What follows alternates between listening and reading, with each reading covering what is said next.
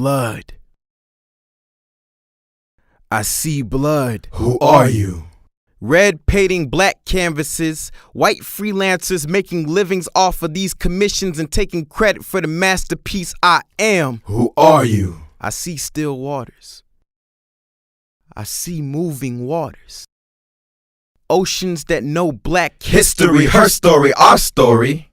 is either floating on hardship or sinking from our ship. Our story is composed of strong wills dying with dignity or surviving with strength. There is no in between. Our peace was stolen for profit. Who are you? I see chains, whips, nooses, necks and bellies slit. Love, joy, families Picked like cotton, cotton like hair. My hair, is it fair that they pick me? Is this fair? I love my family. I'm a lover, not a fighter, but you lost your damn mind if you think I won't fight for my love. Who are you? Where's my mom? Where's my dad? Where's my brother? Where's my sister? Why can I only find 3/5 of myself at a given time? Why is the other 2/5 always lost, stolen? Why is my humanity stolen, Grandpa? Why can't I change this History, her story, our story. It's gaining freedom with evolving oppression. It's being seen as a threat, big and bad when we're executed in the street by the innocent, fragile, and good. What does good mean? What if everything that wasn't? Like a perfect fallacy. Is this life a perfect fallacy? Is America a perfect fallacy? Who are we meant to be? Who are we meant to be? Who are you? We sling the drugs they gave to us to support our families. Do this because of the discrimination in the jobs they wouldn't give us. Make it easier for them to criminalize and jail us. Our labor is put to use for the lowest wages, making privatized white prisons and corporations billions of dollars. Destiny of a black man relegated to prison because prisons mandating to incarcerate a specific amount of people. Now cops fulfilling the prophecy and the original purpose, bringing slavery back to History, her story, our story. Who are we meant to be? Who are we meant to be? Who are we meant to be? Slaves, lost lineage, carceral states, bullet wounds, beatings, inadequate punishment, lynchings, healthcare racism, judicial racism, social racism, environmental racism, death, die, dead. Who are you? I don't know. What do you know about before the transatlantic slave trade? In terms of like America, like yeah, before that even happened, like weren't they already slaves in Africa? Like they were like because then somebody invaded the people in Europe. They already invaded, right? And like they carved it up. It was history. They carved it up the pieces that they belonged to them, like certain countries in Europe, and like they already was planning things out, like slavery. Yeah, like the scramble for Africa. Yeah. You gonna say that? Well, like the Europeans were starting to explore more and reach different nations, and they were encountering people that looked different from them, and they were trying to figure out are they humans, or are these animals, why are they so different, or savages, and they were just trying to figure out what was going on. That's where a lot of the racism started, because they tried to describe them as animalistic. So right. Here, Brianna, you got something to say? No, I'm sorry that comment because it's so true. It just agitates me. What? The whole I just the mentality of somebody who just looked at somebody else who's just a little bit different and go, that can't be a person. What? Yeah. That's basically it. That explains my face. Cool. So let me just throw down a little backdrop about it. So there was the scramble for Africa, but there was a lot of pressure on African kings to like give slaves to these white colonizers. And the pressure that they used on these African kings and nations were the development of guns and technology. So these African nations needed the guns to be able to defend themselves from colonizers and other African nations trying to take them over. So, go ahead. Wasn't our own people enslaving us? Yeah. Yeah. But it wasn't like slavery like we know it in America today. Like it was prisoner of war and things like that most of the time. It wasn't necessarily like, you know what, you're not a human, so you're gonna work for me. right. And then they'll just be working for you like on a farm or something, or doing domestic duties until you paid your debt off, and then you were free. And that was the type of slavery that we used. But African kings was like pressed, and they needed those guns and stuff. So these Europeans started asking them, hey, give me your slaves and we'll give you. And so they gave them their slaves. And that's why you had like slave ports and whatnot. Bless you. So what do you guys know about the transatlantic slave trade? Triangle. Yeah, the triangle. I'm going for the answer. Go ahead. I mean, I know it was between like, was it Europe, Africa, and America, right? And like, I forgot the details, but I know like the slaves came from Africa on like ships to America, and it was like, I know like the money's going like Europe, right? Like to build stuff in America. I forgot this. A lot of complicated stuff. But like, I know what it is. It's just hard to. It was finished goods moving to Africa to trade for slaves, bring to America to get raw goods to go back to Europe to make other stuff. Yeah, and repeat it or something. What were the conditions on the boat? Do y'all remember specifically? Oh yeah, that. They were like really like packed in together, and because of that, it made it easy for like disease to spread, and like there wasn't a lot of like breathing room, and like they weren't given enough like food and water, and I heard, like there were times where like mothers would like throw their babies like overboard because they didn't want them to have to like deal with like those conditions. And, That sounds counterintuitive at a certain point because you're like hurting your own product, right?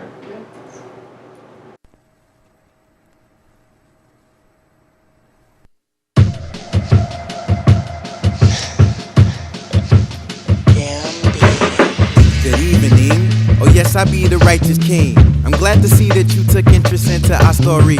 Just let me be frank, so honestly, it's a joyous thing. We made the world great, it started like 1523. We understood how the world would come to unfold. That labor was the way for economies to be swole. Better yet, free labor will further sweeten the deal. So we went to Africa to show Africans what was real. Set bargain prices for slaves, got slaves, demand was so great. We needed more like Eugene K needed cake. I swear the stakes were so high, but morale was so low. So we set our mission to Christianize savage folk. So we set our mission to do the right thing some more. So we set our mission to see the best in these folks.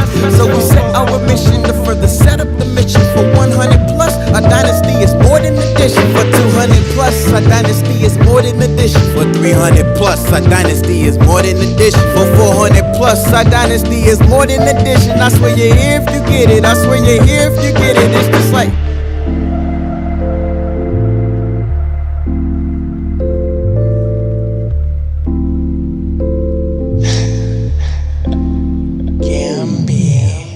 happy families, dancing, cooking, sequoia rings. These elements kept me rooted deep in my history. I never knew how minute visitors knew about me. That I am sweet, humble, diligent to my family. That I will fight, sacrifice for light to shine in their world. To see my sons raise up beautiful like I see my girls. For my wife to stand by my side, never holding fear. For us to grow in this garden, blossom like just us here. Just us here when justice was not. These colonizers came and brought slaves like lots. The demand was high, but the labor was low. African kings were coerced to provide more slaves and more. Black market, black poachers were chopping branches from trees. Branches being beaten and stripped of humanity. Branches being raped while shipping over the seas. Branches live in conditions worse than poverty. Branches being whipped and stripped of heritage. Branches being burned as example for forests. Trees plead cry for branches, safe return, but the branches know what the trees will never learn. The narrative of the victor will always be publicized. The truth they tell will be used to manipulate our minds, engaging us in one thought of greatness, the absolute. But the lies are much greater and damage more than the truth. They took our bodies for profit, made us work for a living, and had us living with no wage, or land, or home, or property, or freedom, or love. Truth be told, we were alone, but made the most of what we came to own. The black resilience built us up, yeah, we built ourselves. Supporting one another, that's how we got through this hell. And don't get me wrong, there were coonish relatives too. Like Harriet, let the Tubmans be stuck in this. I do this for my culture, I do this for my family, I do this for myself. And trust there's nowhere else I'd rather be than standing for the same exact thing that made a man of me. You about to see an African king defend his dynasty. You about to see an African king defend his destiny. You about to see an African king be what he gotta be. To do this for my boys, to do this for my girls. This is for the roots that kept me rooted in this world.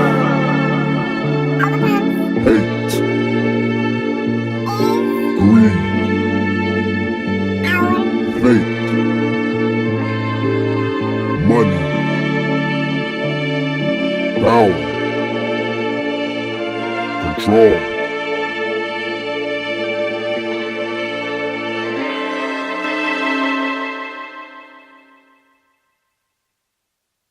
What was done that kept us from uprising then? Since we were stronger, faster. I mean, they had guns and weapons and stuff and numbers. Like, okay, we had numbers, I guess, but they had numbers too. Like, they had the army and stuff. And, like, Who had the army? the slavers. I get what you mean. The military. Yeah. And like they basically had the resources that we didn't have. Yeah. So like people had like dreams and visions of like us over like throwing them or whatever, but it'll be almost impossible. Or like to them it was because we didn't have like the weapons and stuff. We didn't have any tools to do it. And even besides those, it's also systematic. It's almost, I mean, I'm not gonna say it's impossible, but it's almost impossible when not just like they had those advantages like that, like guns and stuff like that, and the numbers, but like also just like the system was in their favor and against us. Like you can go and kill 50 slave owners if you want, but at the end of the day, you're still legally like a slave. Like that's what it was. Sometimes if you see that somebody, if you can't beat them physically, you try to beat them down mentally. So if you raise somebody up in a place where they don't know anything and you keep telling them they aren't anything and you make them feel like they aren't anything and they make them feel helpless, then they can't do anything but be helpless if they don't feel like they can do anything for themselves. And I feel like that's pretty much what the system did to slaves and to the African. Like they just like wipe away culture and implant them with the idea that they need to work and that they can't do their own things for themselves. So it's like they kind of broke their spirits, hurt, like completely destroyed them mentally, and then built them back up, but they didn't have another choice. To go back to like your original question, with African Americans joining law enforcement, I think the issues with the criminal justice system are like systematic. So just because we have more black people joining, there's still that racist culture that's going on. That a lot of black people actually play into, which that is a problem as well. But to change the problem, it can't just be get more blacks in there. Like it's not gonna. It's systematic. It's the culture. It's the culture. It's the racist culture. Cash bail system. And that's one of the reasons why like black people don't trust the police Black departments. people don't go to trial anymore, but they take the plea deal because it's better for everyone. Just even if you're not guilty, just say you're guilty so you can get out faster. That way it's easy. easier. What do you mean? You mean like police like coerce people to go to jail? Is that what you're saying? Well, like Like this. they'll get accused of doing a crime. Well, they'll get accused of doing a crime, and then they'll be like, oh, well, if you take this to trial and you lose, you'll be in jail for 10, 20, 30 years. So you might as well just take the deal, and go to jail Just for take 6 Yeah, months. yeah. Let's take this easy, Yeah. take this easy Can't 2 afford years. lawyers. Yeah. Can't afford Or the lawyers. lawyers absolutely It's a bogus lawyer from the state. Yeah. They don't care. They do hundreds of cases a day. Now, because marijuana has become like legalized at such a fast rate, and how everyone's like trying to campaign now to like legalize marijuana, that they are considering on taking out people, releasing people who were incarcerated for marijuana. Even though states can decriminalize it, saying that one specific state, their cops won't stop you, but you can be a federal criminal for those charges. It also depends on the cop that catches you. Oh, so If they want to just find you, yeah. then they can do that. If they want to arrest you, they can do that. If they want to let you go, it's all up to them. But there's a lot of system. It's about the private justice. They're making profits off of in prison. I mean, private jail can system I touch on that? and the plantation is the same thing. Private jails. What do you mean private? Private jail, making money off. You mean just Yeah, jail? advertising. No. Advertising They videos. have private jails. So let me break it down for you. People make money off. Listen, hey, young What people do in officers. jail. What? So there's people who have mass amounts of money and they privatize the prison, meaning Like Bill that Gates. Yeah. yeah, like Bill Gates, and he'll but he'll create a prison, right? And fill it up the same way as a regular federally mandated prison. And he'll tell the state that they gotta fill the prison, all the prison beds, with people. Okay. Yeah. And so they fill all the prison beds, Yeah. and then they start getting released. And then like you see like because privatized prisons sometimes don't fill those beds, they tell the state, hey yo, you gotta do this or we're going to what you say? Pull some money. I was gonna add on, they also, a lot of them aren't highly regulated by the government, by the federal government, so they don't have to hold themselves to Oh. certain standards. And with the private jails, like you literally have prisoners that are like doing work like for companies, like Yeah. creating things and like working, so companies are like profiting off of it too. What Meek was saying, so the more that cops disproportionately go out and arrest people for bogus crimes and get them to take plea deals or put them in jail unfairly, the more beds they fill, the more people that they have in these prisons Ooh, to hold work on. on. Hold on. The more people they have in these prisons to work on things that corporations like Target or Amazon buy. Those companies are directly related. Target. Yeah. Target? For private jails, I said corporations like Target. So corporations like Target or Amazon buy their products from Yeah. to sell to people like us, and then they pay those prison workers really low wages, like a couple of cents.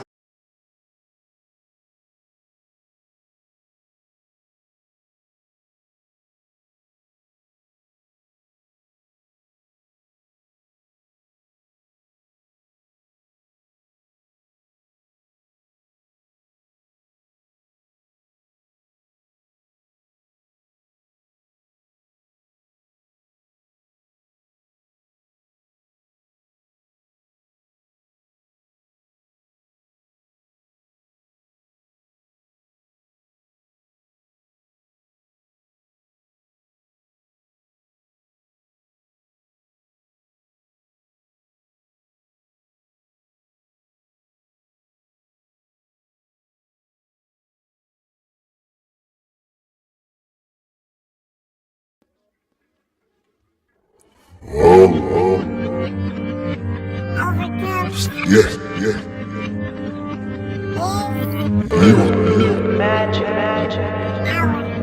If. You know. Why? Control, with my First Amendment, go, with my freedom, need that quid pro quo, oh no, so many leaders fought for change, I know, but slow progression is what we get, like 5, 4, 3/5 diminishing the way I vote, or grandfather closets the reason I stay home, or hyper intimidation keeping me from the polls, imagine the door is freedom but guarded by garden gnomes, the gnome is the guardian of the garden we see.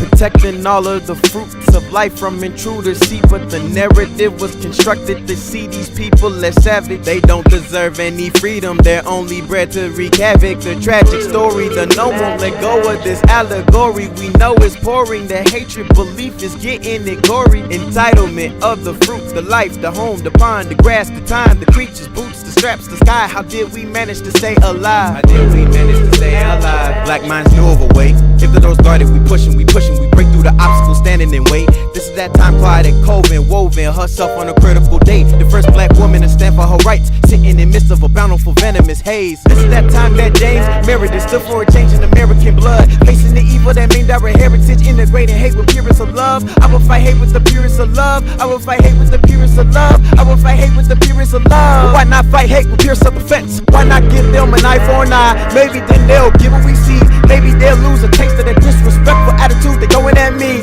Maybe they'll learn to fear for their lives. Maybe they'll learn that we have earned the right to stand firm, protect our own turn, neglect the bull firms to sell us cheap lies. Profit keep ties to portray me like a savage sexual beast who seeks lives or seeks to be laid with women who are white. The purest of them all that need protecting right. Fragile damsel coupled with a black boy who's innocent, nevertheless armed with handle. He was a black boy raised in Chicago, but y'all saw him like Trumps that I know. George Stinney was a black boy who was scared of a lie that came to claim him. Elijah Woods was a black woman taken from a jail cell that left her mangled, left her Swiss. White faces teasing in the midst as they stripped her and let rope tangle her neck. Watch the body dangle. History never had better angles. Now I'm here falling to my ankles, praying my kids got many angels. Touch the world's evil like a fable. For black people, let's turn tables. Show the unequal, they need cable. We've been on the steeples, tell like navel. This country's deceitful, but still grateful for the same breath. My grace left for my people to stand my ground. Lord, why they had to do this to me? Stand my ground. Lord, why they had to do this to me? I stand my ground. Here for some since I come my door. Who's standing down? Lord, I just need to know you got me.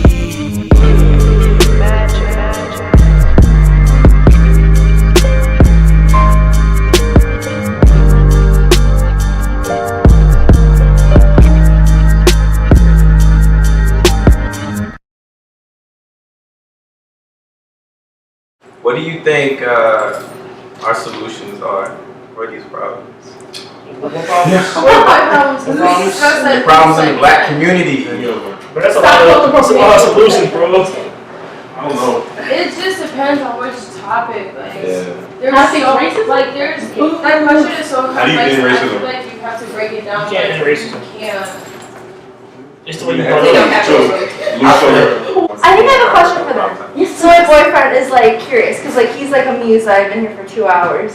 Okay, he said, why do African American, this is him. So he's not relating it to you guys, but he's saying it for himself. Why do African American parents have their kids struggle to succeed and white parents raise their children and set them up for success? So, one, my great grandma told all of her kids when they graduated high school, everybody grown needs to be on their own. Yeah. My grandma got said 2, black parents raise their children with the idea of I want you to be just as good or better than I was as an adult. So if they feel like he's lacking independence now at 25 still living with them, they want him to be better than what they are. So they need him to gain that independence. He can't gain success still not doing much for himself.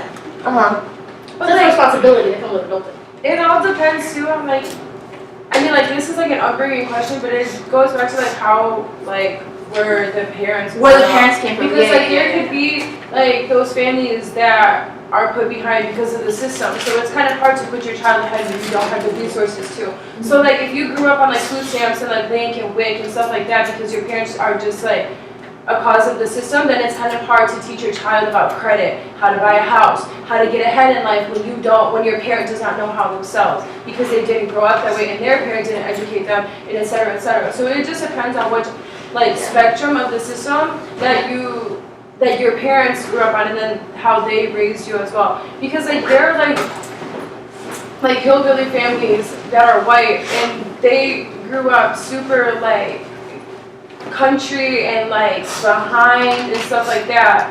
So I don't think it's a racial thing. It can be depending on the circumstances, but like there's so many factors. It all depends on like how your grandparents raised your parents. Because if you don't have the resources, you can't. Like you can't raise your child, like you can to a certain extent tell them to do better, but like if you yourself like don't know about, like if your parent does not know about good credit and how to invest and stuff like that, then it's kind of hard to teach your child that and then have your child go off and do those things and like raise them to be successful. So like, and like successful like is such a fluid term.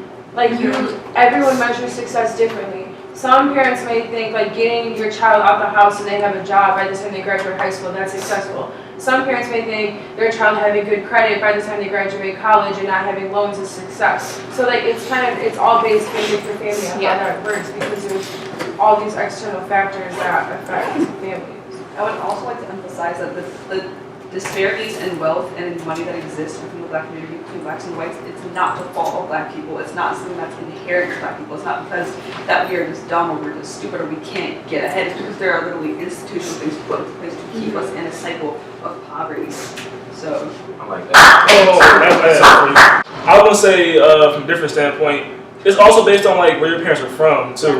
So, like for example, my mom's from Chicago, my dad, he's from Philadelphia. Like they both grew up in inner city. And so it's like they didn't have everything I had, I would say.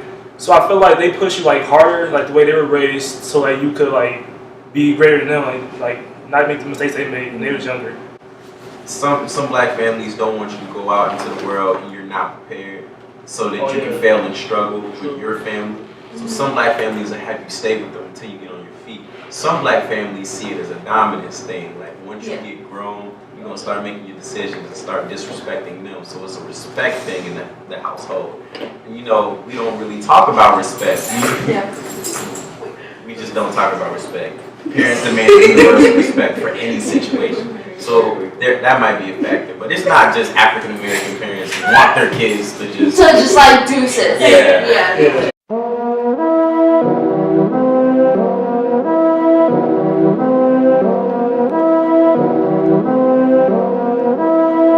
Is she a black queen, black queen? Yeah. Is he a black king, black king? Yeah. Greatness our destiny, destiny. Yeah. Say yeah if you agree, you agree. Yeah. Is she a black queen, black queen? Yeah. Is he a black king, black king? Yeah. Greatness our destiny, destiny. Yeah. Say yeah if you agree, you agree.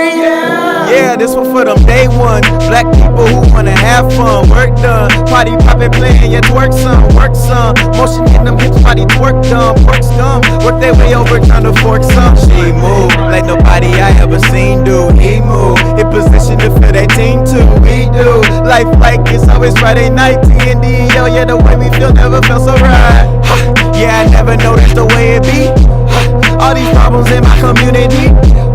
Like we see them and then we do not see. Damn, they got me thinking that shit is wrong with me. Yeah, Vontae, oh, the shit we bottling, yeah, it's about to blow. The things that we don't check will always grow. And I don't mean disrespect, but we all got to know. Sometimes it be the ones in the family that are ghosts. Like a 9 to the head, you spooked until you spoke. The cousin, the uncle, auntie, etc. Don't choke. The mask need pulled back and punishment at the most. Sometimes it be depression and stress and making us choke. We sleeping on mental illness, but telling people we woke. Black power, black people, strong as ever, I know. But sometimes even the strongest need to talk to our flow. Or they can chop it with you, or they can chop it with me. Or we can take it steps forward, take it to therapy. I know there's problems I see, but for now this should do. I leave a couple sources at the end when I get through. Sometimes it be that male privilege, entitlement, the fear of rejection, a player's vote is sin. Black women been dealing with this since way back when. Got these women uncomfortable in they only skin. You see, cause we uncomfortable in what we do. Never had power, now we want it over you. Man, they some cowards and don't forget about friends too. Doing nothing makes you complicit in everything he do. Yeah, Vontae, no, talking about this shit make old wounds grow. But it's time to take down the status quo. And fuck the masculinity that's trying to poison you and me. To make police come to the scene and act like your immunity is cause they're doing the right thing. And not the whiteness that has seen the one and only right again. Countless others speak for me. Since the inception of the land of the great, land of the free. Yeah, I never noticed the way it be. All these problems in my community. Like we see them and then we do not see. Damn, they got me thinking that shit is wrong with me. But I love you cause you know you my friend. all the situations that we've been in. Our greats passed down experience. Damn, don't you know why we black and resilient? Work done, party poppin', playing, yeah, twerk some, work some. Motion in them hips, body torque done. Pork scum, work their way over, trying to fork some. Tell cut, if she not feeling, don't egg her home, bruh. She move like nobody I ever seen do. He move in position to feel that ting too. He do life like it's always Friday night. D&D, oh yeah, the way we feel never felt so right. Man, this dude boring, man. What is he talking about? He's talking about privilege, man on women. Is he talking about stuff in the house? I don't know. This nigga boring. Like, nobody wanna hear that. All we want is bangers, man. We want straight, bangers. We don't want none of that kind of stuff, man. Like, what are you talking about, man? Who do you think we are? Hey, listen.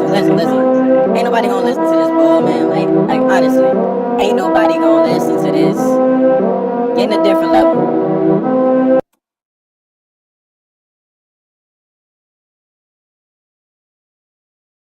But I see crowns. I see crowns. Who are you? The descendants of a great people.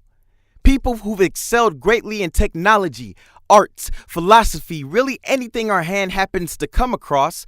Crossing this history, her story, our story, is exploring the depths of our minds. The depths of this world. Like how the Moors dwelled into knowledge and became a magnificent wonder of this world. Our story is lighting up the darkness even though our skin pigment is darker than most. Ain't that ironic? How hatred breeds inside the mind of a white supremacist, seeing themselves as the light of the world, but only having dark energy as output. Ain't that ironic? How black men and women have sought higher grounds in this feud of race, but are still being dragged down by America's agenda, attacked by America's agenda. What is America's agenda? To make sure we don't understand just how precious, beautiful, handsome, courageous, intelligent, strong, immaculate, and strong-willed we are. We are great. We are great. We are great. Who are you? Sometimes I felt bad for not knowing who I was, or being able to track my ancestry. My ability to know where home is extends to a few generations, and the colonizer took pride in that to fulfill America's agenda. If they don't know home, they can't resist or be whole. But they didn't account for us finding home and solace within ourselves in this country. These limitations were meant to be broken because we are great. We are great. We are great. Who are you? I am a combination of the greats throughout time, carrying their mission while simultaneously creating my own, being my own, living with my own agency, a free body, a free will. I do not exist to compliment anybody but myself. I do not exist to work under anyone as a slave to fulfill their purpose. She does not exist to fulfill anyone's definitions of beauty. She does not exist as a mere means to an end. He does not exist to fill cells. He does not exist to be stereotyped, then executed. They do not exist to be tortured and murdered. They do not exist to be questioned on their existence. We do not exist to complete this agenda. We exist to make history, her story, our story, complete. Who are you?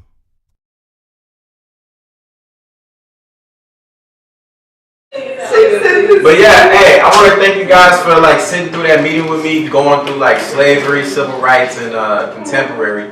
Even though we probably didn't get civil rights. What are you taking? $4.95.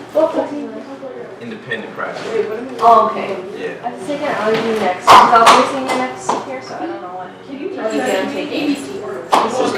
I just want y'all to take this with y'all as we leave. Even though my project's about what it's like to be a black man in this world, I'm flipping it on its head and bringing it back to my perspective. What is it like for me to be a black man in this world? But also, what is it like to be a black woman in this world, in America? What's it like being black? Reflecting on the things that happened during slavery and Jim Crow and now, and how that has effect on us. So just think about that as you go throughout your the rest of your lives, really. And like, what do you learn from it, and what can you bring to society to not only capitalize but fix the situations that we've been going through as black people. Are your readings usually the song? No. Can we take a picture? These meetings.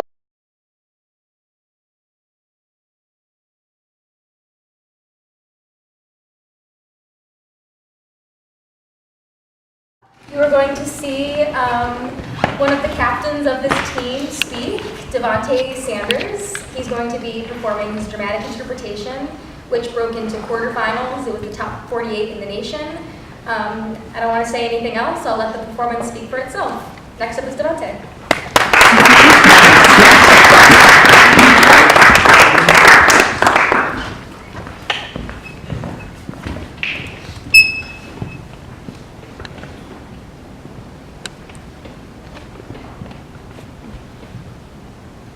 Oh, so y'all want me to tell y'all the story about Ford? Y'all sure?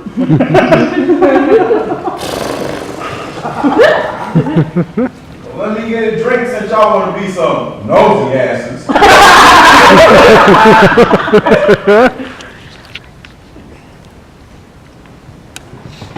All right. So basically, Ford and I was pretty much an inseparable duo. All right, we was on the football team. Ford was a tight end, and I was a wide receiver. And I really think it was the football team that really brought out his protective attitude. Like, once he realized how big he was, he knew he could intimidate anybody, right? Cool. So there was this one day, well, I guess it was just National Pick on Me Day, and I'm getting into a fight with this bully in this corner and whatnot. Then all of a sudden, the bully's friend comes out of nowhere with this pocket knife, right? And he's trying to give it to him so he can stab me. But Ford sees this about to happen, right? So he steps up, he looks the dude in his eye, and I kid you not, this is what he does. Ford looks him in the eye and says, "I wouldn't do that if I was you." And then he takes the knife from the dude and he goes and watches the fight somewhere. I don't know what happened.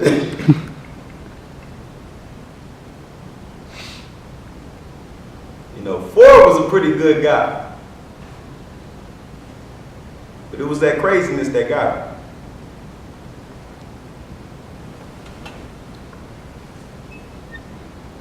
The black body is no stranger to injustice. As pitiful as it is to utter those words in 2018, the fact is, they must be realized. It's too important. Every period within American history has been stained with some form of oppression that has constantly been evolving to stay relevant to the times. American economist Glenn Loury notes that there's a sharp contrast between America's lofty ideals. On one hand, there's a seemingly permanent second-class status for African Americans. And on the other, this puts the onus on national political elites to choose between the nobility of their civic creed or the comfort of their long-standing social arrangements. Today, with the many incidents of police brutality that somehow find a way to avoid proper trial, we not only observe the national political elites, but the people who take pride in those long-standing social arrangements and those affected by them. Strong Island by Yance Ford. So I'm sitting on my couch and it's really, really late in the evening and I get this call. Oh, it's Ford, and I answer the phone. He says, "Hey, yo, can you come pick me up so I can go to the car shop to get my car?" I'm like, "All right, where's the car shop, Ford?" And then he tells me it's in this place, and I'm like, "Whoa, bro, hold up a second. Wait a minute. All right, first of all, We never been over there. And second of all, you know, if we go over there on some reckless stuff, we could really get popped, dude. Like, you know, there's a lot of white people over there. Like, we don't know who they are, and we don't want to go over there and do something reckless, dude. I'm just trying to keep us from ending up a statistic on the news. Ford tells me to stop bugging and to come get him like I'm a punk, and I'm like, I bet. So I'm in the car and I'm driving. And then a couple of moments later, you know, I get to his house and I'm looking at Ford. You know, he's pretty decent, like he's not mad or anything, but he's looking at me like a fool and get in the car, man, come on. Yeah. Then we start driving. And then we pull up to the stop sign. Ford, we should go to Queens. Context. Queens is a strip club. So I'm like, hey, yo, Ford, man, we should go to the strip club, do what guys do, you know, get a couple of beers, talk about the game, you know, let's see a couple of strippers. So I'm like, hey, yo, Ford, let's go to Queens. Ford tells me to stop bugging and we can go to Queens after we go to the car shop. I'm like, decent, cool, whatever. We pull up to the second stop sign. Hey, yo, Ford, man, I really think we should go to Queens. Like, if we go right now, we can catch that 2-for-1 special. And I really know you like them chicken wings, man. So come on, man. Let's go to Queens real quick. Ford tells me stop bugging it, that the car shop is right around the corner. So I'm like, all right, whatever. And so we turn the corner. And it's a really dark street. And the only light that I see is the light coming from the car shop way down there. So we get a little bit down the street. I stop the car, put it in park. And Ford, he tells me he'll be right back. So he gets out the car and he starts walking all the way over to the car shop. And, you know, by the time he gets there, somebody comes out and they start exchanging words back and forth. And I'm like sitting in the car thinking to myself, oh my gosh, they're about to fight, right? So I take off the seatbelt, and I run all the way over there, and then,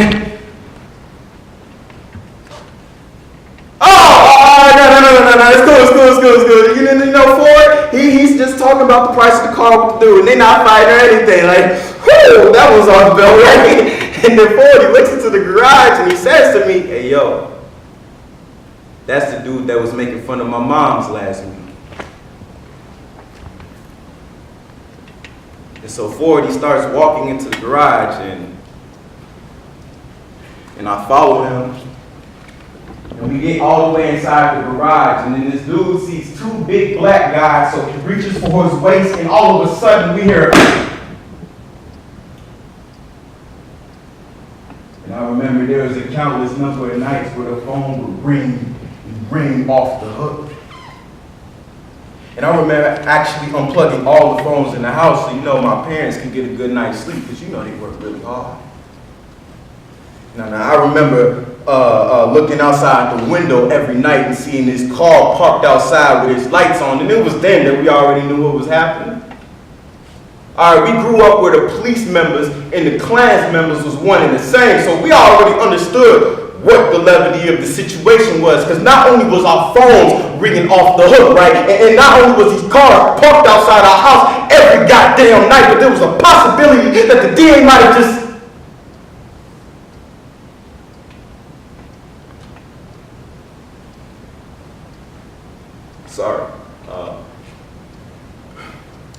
there's a possibility that the DA might have just let this case go. And so we heard this really loud pop, right? And I see Ford, and he's backpedaling with these really wide eyes, and he falls into my arm.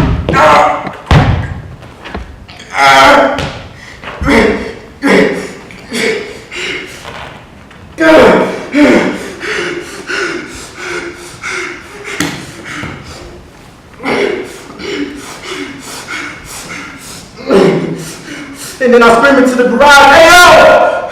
What you shoot him with? And they scream 22 and I'm like, 22? What the? Hey yo, foreman, man, come on, get up. We gotta go, man. Come on, let's go right now. Come on. Hey yo, foreman, man, stop playing with me. Get up. We gotta go now. Come on. Foreman, stop playing. Man, get off me. We gotta keep pressure on this woman, man. Come on, boy. Get off, man. Stop. What are you doing, man? Stop messing with me, man. Man, we gotta go push on this woman. What are you doing? We ain't nothing but a joke, man.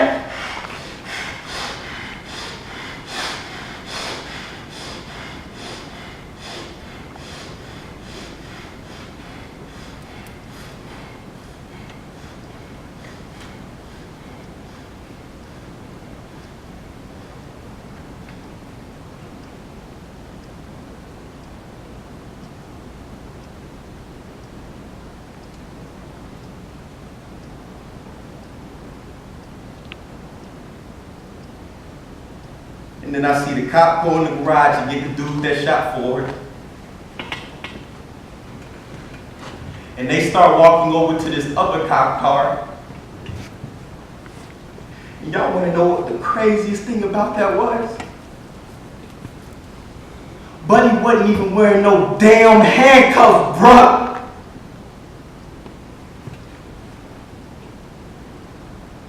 This dude gets into the cop car drive off, and it was then that I knew what was happening.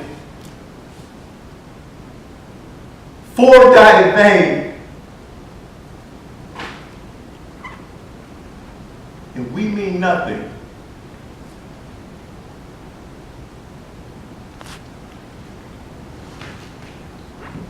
Well,